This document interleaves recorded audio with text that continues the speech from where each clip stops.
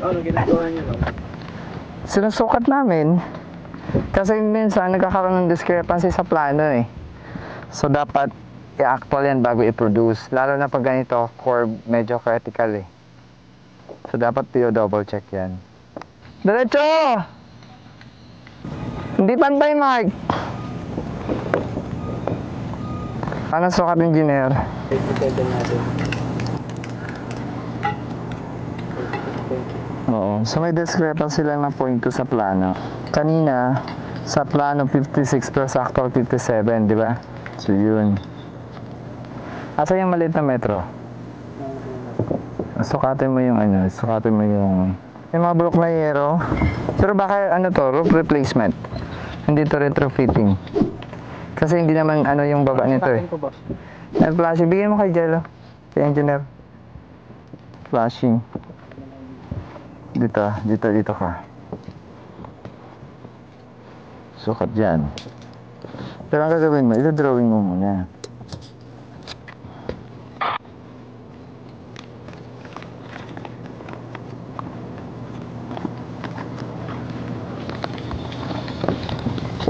Maganda to kasi may lifeline na oh. Oo po. Ito yung lifeline. May lifeline na siya. Kaya wala kang problema. Ito. Jello. Metro. Kuya mo metro. Ano yung drawing? Tinuturoan ko yung engineer natin kasi hindi naman ito nila pinag-aralan eh. Ito. Lapad. 14 cm. Inches. Inches. 5. 5. 5.3. Okay, 5 lang yan. Sa bending lang yan. Saan yung dito? Ito. Yung drawing mo. Pero sinisukat mo.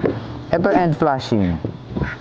Yung purpose nito, yung end flashing, kino-cover niya yung roofing para i-block niya yung pagpasok ng hangin. Yan yung end flashing gamit. Ilan? 29.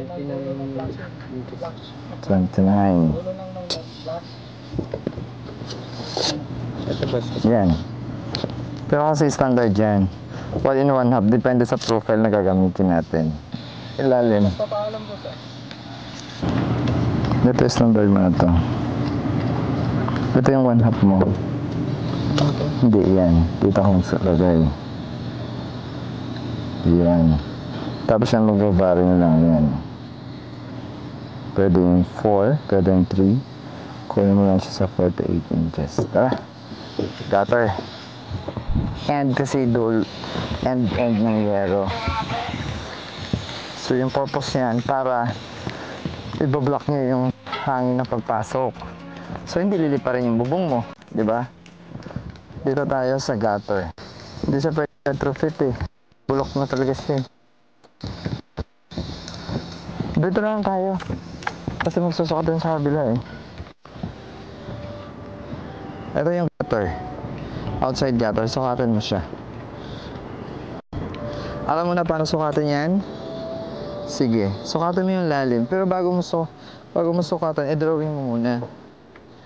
So, pag drawing mo siya, ito end flashing. Susukatin natin yung outside gutter. Outside gutter ay siyempre kailangan mo lalim. Wet. Tapos ito yon. Tapos ito yon. Ito yon. Yan.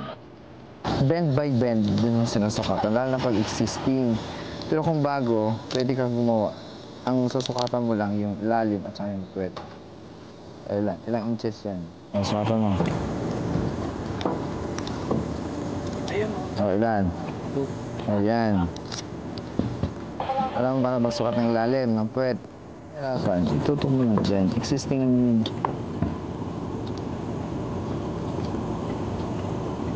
Madumi mo. Nakatutok ba? Dapat yung metro natin may may magnet. 14. Sukatin mo ito.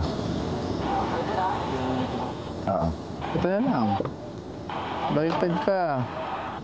Dito mo ito ilagay. 8 and 1/4. Harapan yan eh. Oo. Gusto sukatan mo yung lalim. Ako kasi talaga nagtuturo sa mga mga bago. Dito. Oo. Mali yung pagsukat mo. Tutok mo to dito papunta doon. Oh. Paano daw ito? 17. 7.5. Ang paano daw?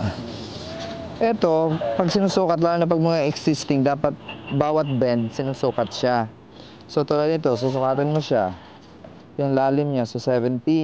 Ito yung lalim niya.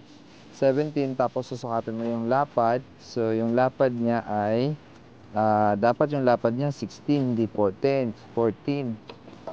Oh. Oh, 14 talaga.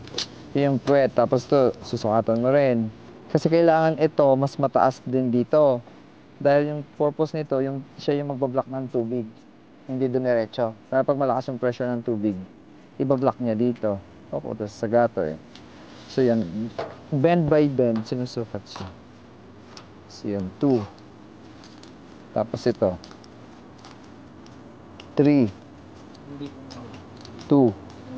So ito, yung lalim, ito yun, 18. Oo.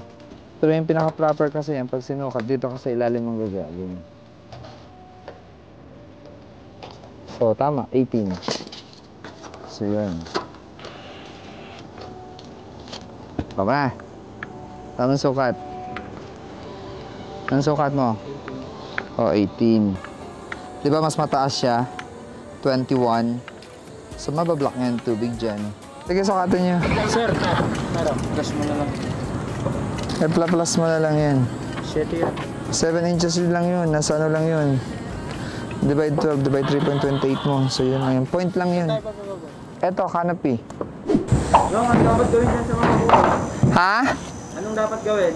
Ito dapat tinatanggal yan, tinitrim. Kasi tingnan mo, gumagapang na.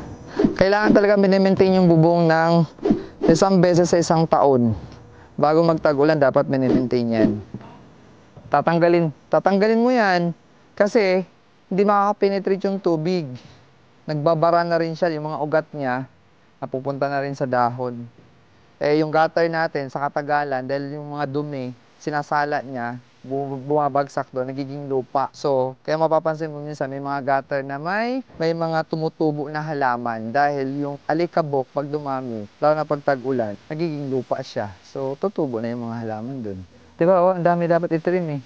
Tsaka yung mga puno, dapat tinitrim yan eh. Hindi mo naman puputulin buong puno. Kung itrim mo lang kung saan mas nakakaano sa bubong. Malaking damage din kasi yung mga puno, yung mga dahon.